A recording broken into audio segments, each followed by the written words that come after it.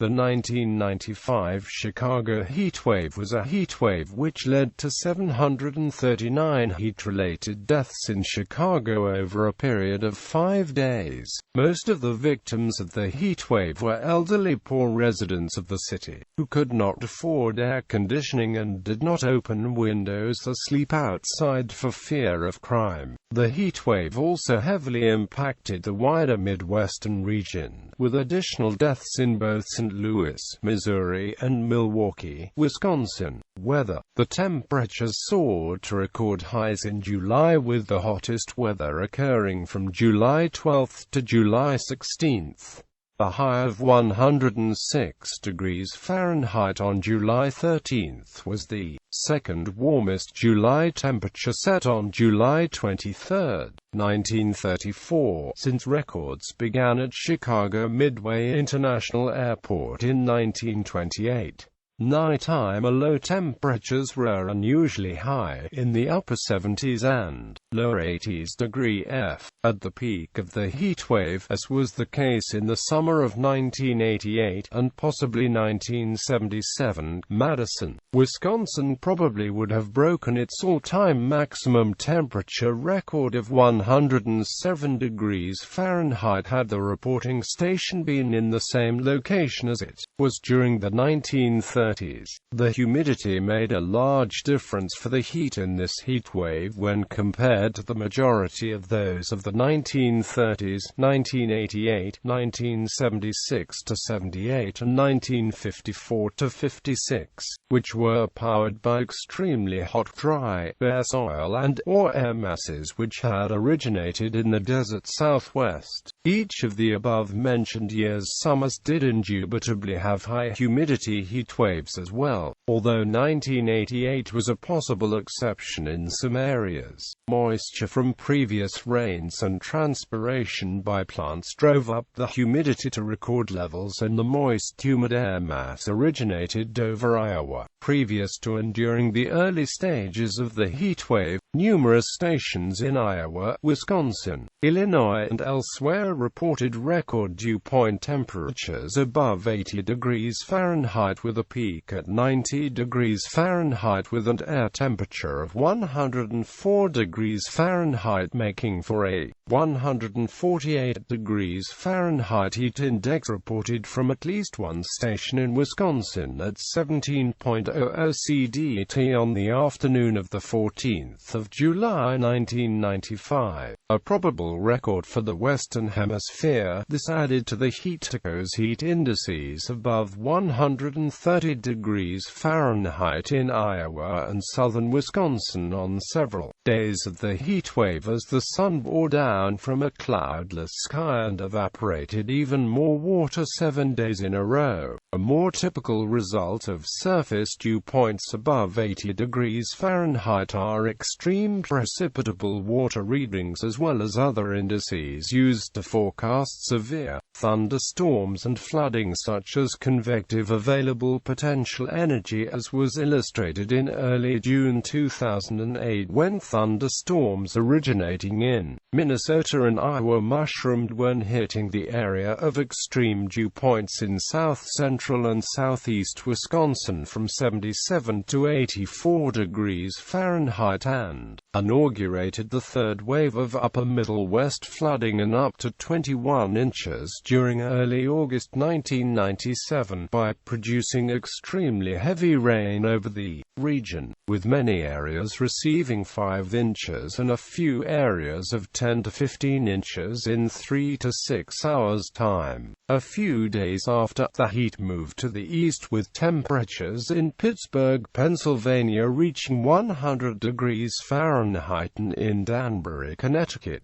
106 degrees Fahrenheit, which is Connecticut's highest recorded temperature. Dew point records are not as widely kept as those of temperature. However, the dew points during the heatwave were at a near national and continental records, the world record most likely being close to or in excess of 100 degrees Fahrenheit at locations along the Red Sea coast of Saudi Arabia. Victims: Eric Klinenberg, author of the 2002 book Heatwave, A social autopsy of disaster in Chicago has noted that the map of heat-related deaths in Chicago mirrors the map of poverty. Most of the heatwave victims were the elderly poor living in the heart of the city, who either had no working air conditioning or could not afford to turn it on. Many older citizens were also hesitant to open windows and doors at night for fear of crime. Elderly women, who may have been more socially engaged, were less vulnerable than elderly men. By contrast, during the heat waves of the 1930s, many residents slept outside in the parks or along the shore of Lake Michigan. Because of the nature of the disaster, and the slow response of authorities to recognize it, no official death toll has been determined. However, figures show that 739 additional people died in the particular week, above the usual weekly average. Further epidemiologic analysis showed that blacks were more likely to die than whites,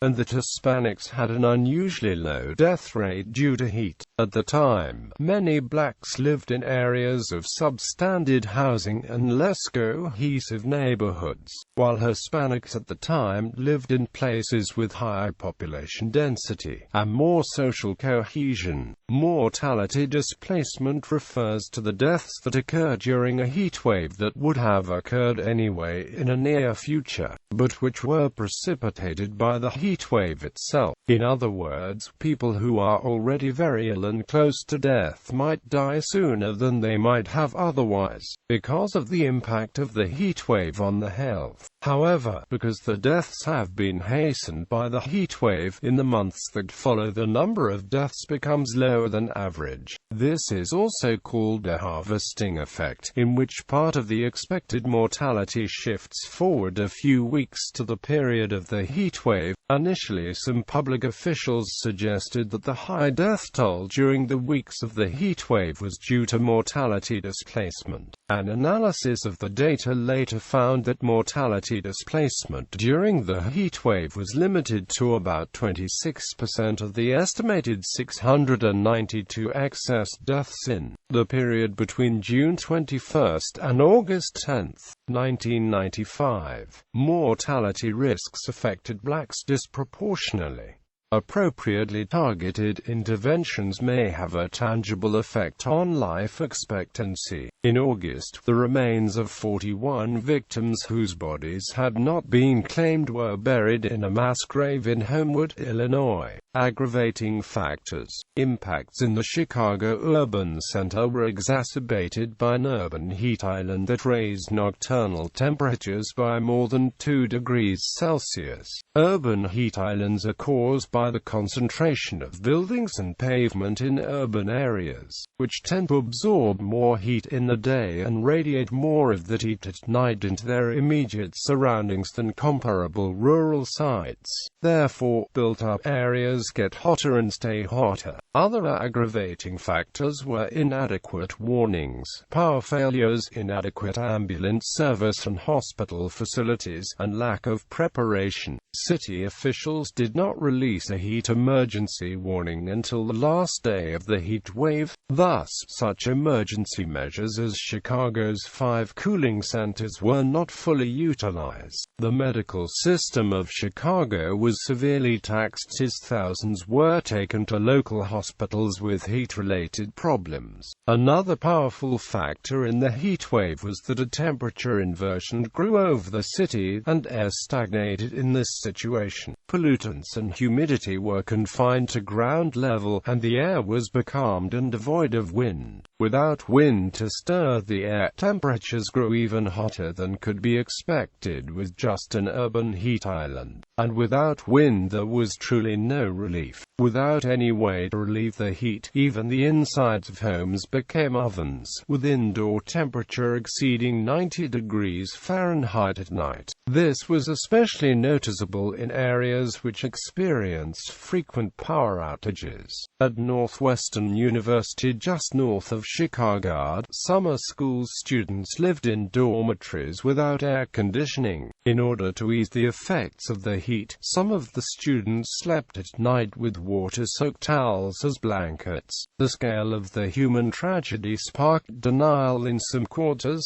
grief and blame elsewhere. For the moment, the local medical examiner began to report heat-related mortality figures. Political leaders, journalists, and in turn the Chicago public have actively denied the disaster's significance. Although so many city residents died that the coroner had to call in 9 refrigerated trucks to store the bodies, skepticism about the trauma continues today. In Chicago, people still debate whether the medical examiner exaggerated the numbers and wonder if the crisis was a media event. The American Journal of Public Health established that the medical examiner's numbers actually undercounted the mortality by about 250 since hundreds of bodies were buried before they could be autopsied. Statistics. Chicago's daily low and high temperatures in 1995, July 11, 73 to 90 degrees Fahrenheit. July 12, 76 to 98 degrees Fahrenheit.